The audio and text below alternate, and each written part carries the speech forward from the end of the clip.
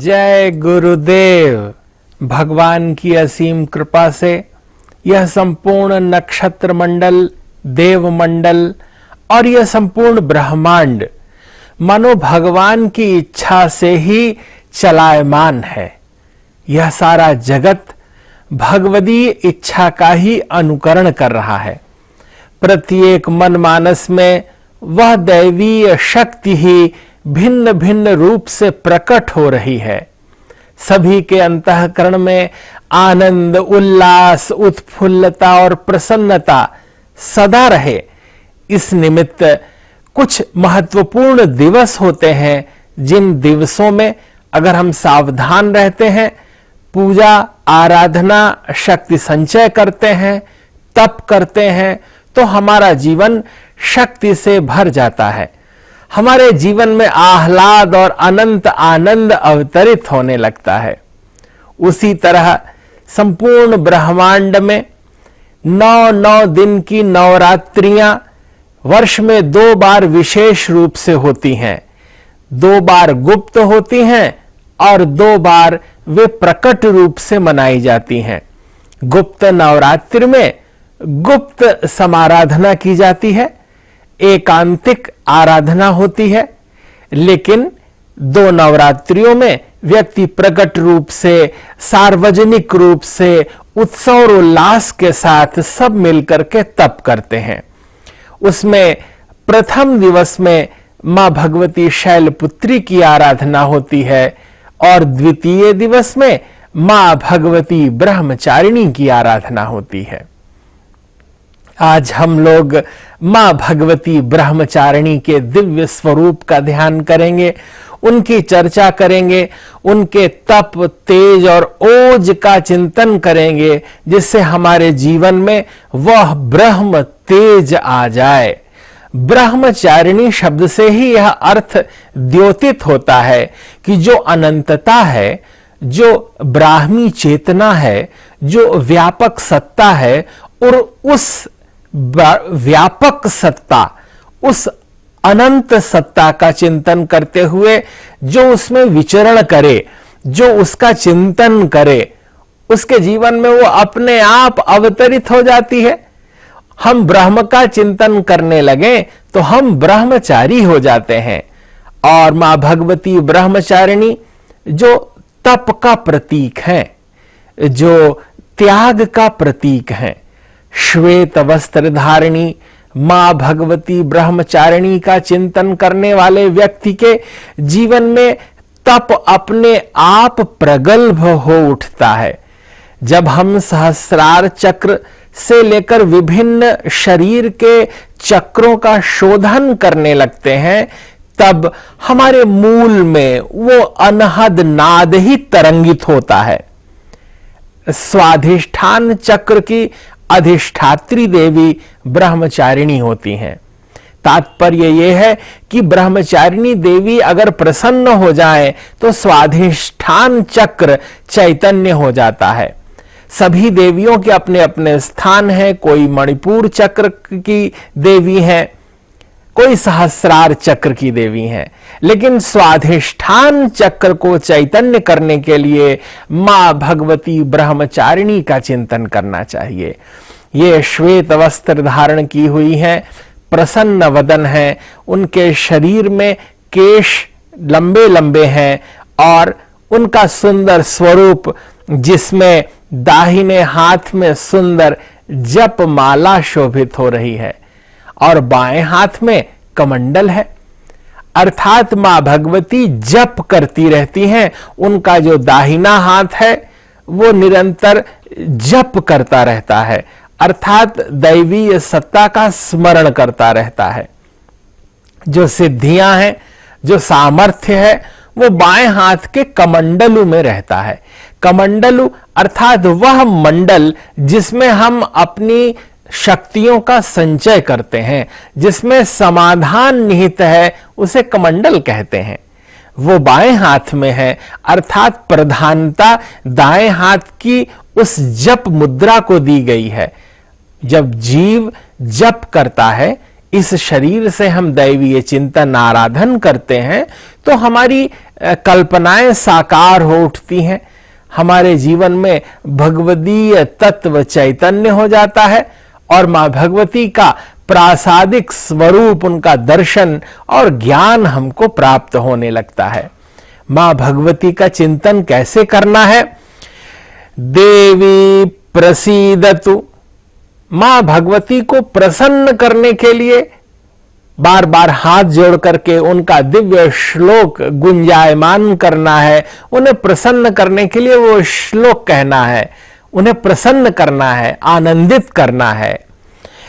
दधाना कर पद्माभ्याम अक्षमाला कमंडलो देवी प्रसीदतु मयि ब्रह्मचारिण्यनुत्तमा। हे मां ब्रह्मचारिणी, आप प्रसन्न हो जाएं, और आपके प्रसन्न होते ही कुंडलिनी जागरण हो जाता है, व्यक्ति का तप सिद्ध हो जाता है।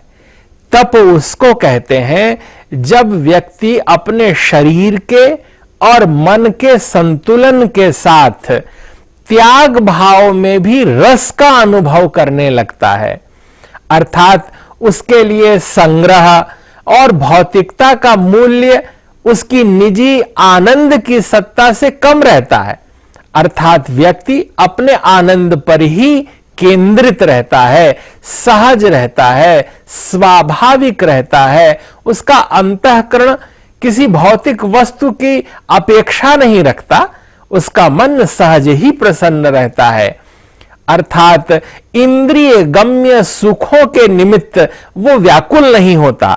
वो स्व के भाव में रहने के कारण अपने स्वभाव में परिपूर्णता का अनुभव करता है, वह तप कहलाता है।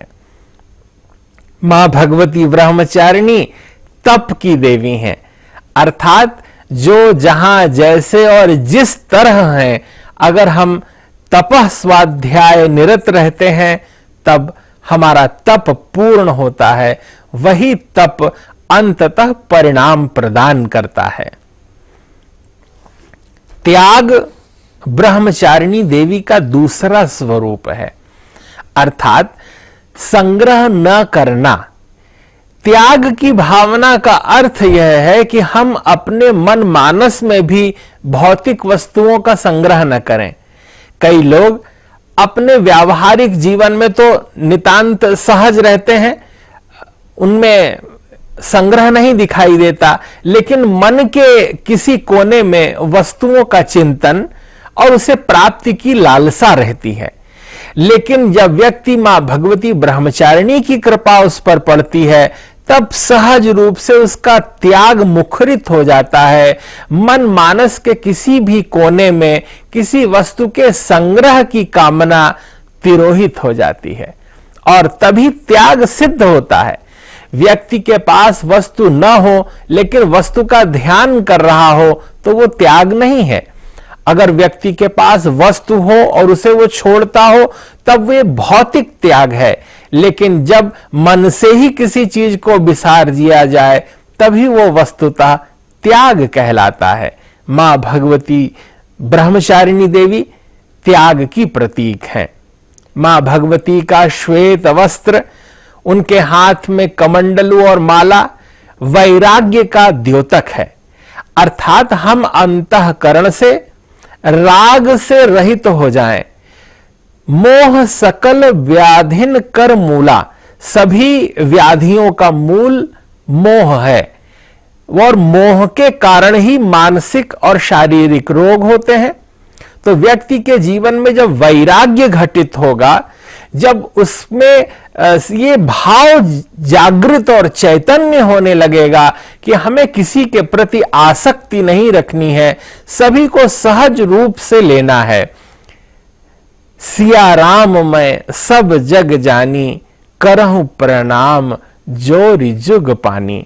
प्रत्येक जीव के प्रति, प्रत्येक व्यक्ति के प्रति, मानवता के प्रति देवत्व का भाव रखकर इसी रूप में अगर हम संसार में व्यवहृत होते हैं तो हमारे जीवन में वस्तुतः वैराग्य घटित होता है।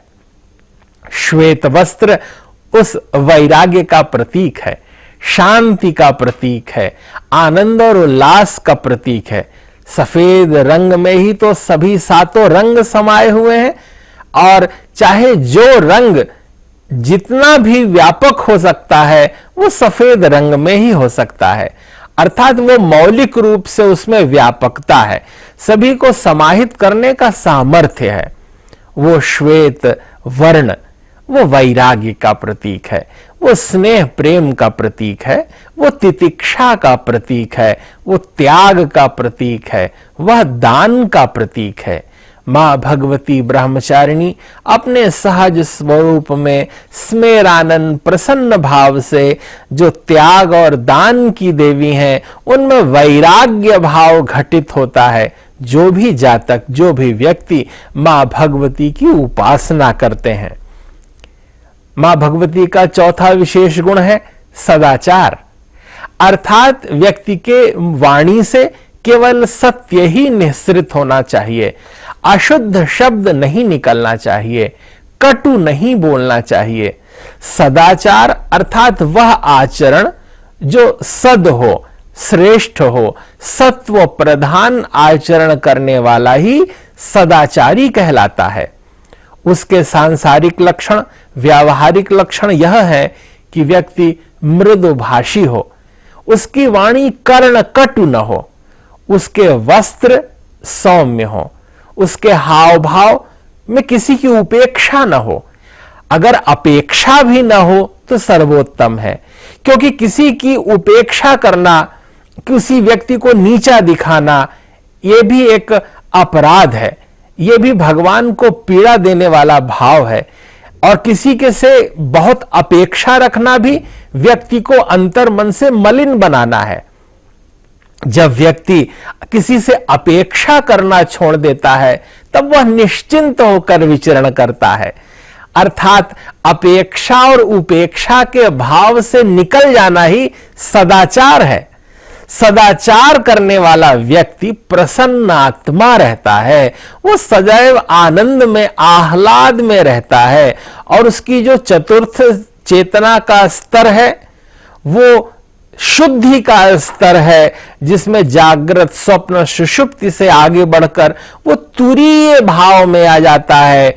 शिवम शांतम अद्वैतम चतुर्थम मन्यन्ते स आत्मा स विज्ञेय। वो विज्ञेय, वो जानने वाला तत्व कौन है? वो हमारी आत्मा ही है। हमारी आत्मा में ही वो परमात्मा निहित है, और वहीं अयम आत्मा ब्रह्म, अहम ब्रह्मास्मि, तत्वमसि, प्रज्ञानम ब्रह्म, ये वेद वाक्य निहित होते हैं। और यही सदाचरण जब व्यक्ति के जीवन में मुखरित होने लगता है तो उसमें आनंद, आह्लाद, उत्फुल्लता, प्रसन्नता, समरसता, व्यापकता और अनंतता का भाव जागृत हो जाता है।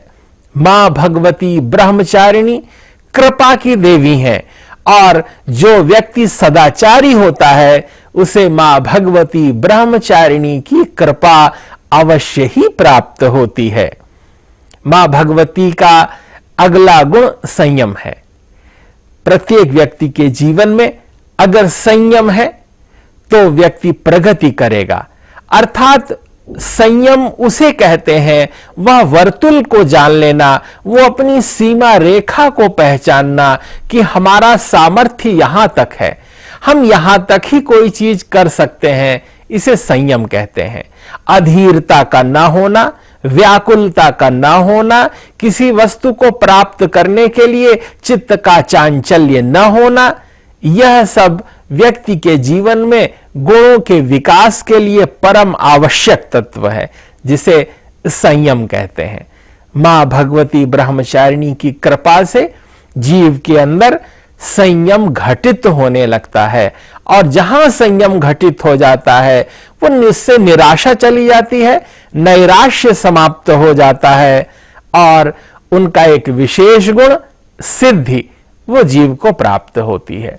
अर्थात मां भगवती की उपासना करने वाले को ब्रह्मचारिणी मैया की कृपा प्राप्त करने वाले व्यक्ति के जीवन में जो ये तत्व हैं विशेष रूप से चैतन्य हो जाते हैं।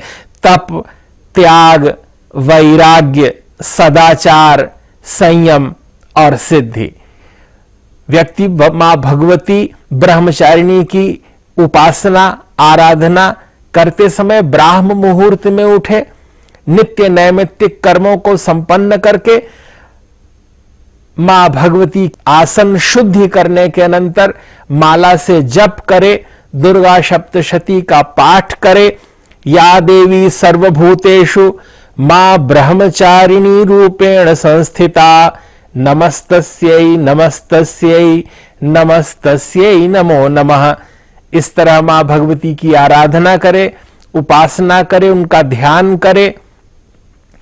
जब भगवान शिव शंकर की आराधना करते हुए मां पार्वती जी ने तप किया, संयम किया, जप किया, तब ही वो अंततः पूर्णता के फल स्वरूप में भगवान शिव को प्राप्त कर पाई।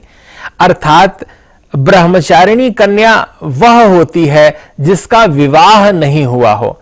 अर्थात नवरात्रि के दूसरे दिन ऐसी किसी कन्या को जिसने मन में अगर किसी के वर का संकल्प किया है, इतना तक तो ठीक है, पर उसका विवाह नहीं होना चाहिए, उसको बुलाकर उसको भोजन कराएं, उसको दान और मान करें, तो विशेष रूप से ये फल कारक होता है। यह भी कहा गया है कि नवरात्रि में 1 वर्ष से लेकर 9 वर्ष तक की कन्याओं को बुलाकर भोजन कराना चाहिए, उनका मान करना चाहिए। पहले दिन 1 वर्ष की कन्या हो, दूसरे दिन दूसरे वर्ष की कन्या हो। और यह भी मान्यता है कि अविवाहित कन्या विशेष रूप से ब्रह्मचारिणी देवी की उपासना में इनका सम्मान करने से मां भगवती प्रसन्न होती हैं, क्योंकि दधाना कर पद्माभ्याम अक्षमाला कमंडलो देवी प्रसीदतु मयि ब्रह्मचारिण्यनुत्तमा। वो मां भगवती ब्रह्मचारिणी कृपा की वर्षा करते हुए संपूर्ण संसार में, लोक लोकोत्तर में, प्रत्येक व्यक्ति के मनमानस में, सभी की चित्त चेतना में एक स्थायी भाव कर लें। व्यक्ति के अंदर जप, तप, संयम, वैराग्य, सिद्धि इत्यादि दैवीय गुण उदित हो और मां भगवती की कृपा को प्राप्त हो, संपूर्ण विश्व में शांति हो, अलौकिक वातावरण का निर्माण हो। ऐसी मां भगवती ब्रह्मचारिणी जो पार्वती जी के रूप में शिव जी को पाने के लिए निरंतर तप करने लगी। शास्त्र कहते हैं हजारों वर्ष तक उन्होंने वृक्ष के नीचे कंदमूल फल इत्यादि खा करके अपना जीवन व्यतीत किया। वे एक पूरे पत्ते ही लेने लगी थीं, फिर उन्होंने उन पत्तों को छोड़कर सूखे पत्तों को ग्रहण किया, और जब उन्होंने सूखे पत्ते भी खाने बंद कर दिए तब उनका नाम अपर्णा पड़ गया। और उन्होंने केवल जल पी करके ही जब तप करने लगी, और उसके बाद तो उन्होंने जल भी छोड़ दिया। जब वे वायु का भी अतिक्रमण करना चाहती थीं, वायु भी मानो अब स्वीकार नहीं कर रही थी, तब ब्रह्मा जी ने, उस ब्राह्मी चेतना ने प्रकट होकर के उन्हें आशीष दिया कि आपको इच्छित वर प्राप्त होगा। इसलिए प्रत्येक वो कन्या जो श्रेष्ठ वर चाहती है, उसे भी मां भगवती ब्रह्मचारिणी की भांति अपनी साधना, तप, संयम, उपासना से इष्ट को प्रसन्न करना चाहिए। मां भगवती प्रसन्न हो जाती हैं, तब अनुकूल वर प्रदान करती हैं। हमारे जीवन की अनुकूलता, दैवीय अनुकूलता, सहजता और सौम्यता भगवदीय कृपा का फल है। और नवरात्रि में इसी भाव को चैतन्य करने के लिए दूसरे दिन मां भगवती ब्रह्मचारिणी की उपासना की जाती है। संपूर्ण विश्व का मंगल हो, सबकी मनोकामनाएं पूर्ण हो और सत्व का विस्तार हो। इसी भावना के साथ सभी के प्रति सद्भाव रखते हुए जय गुरुदेव, जय महर्षि।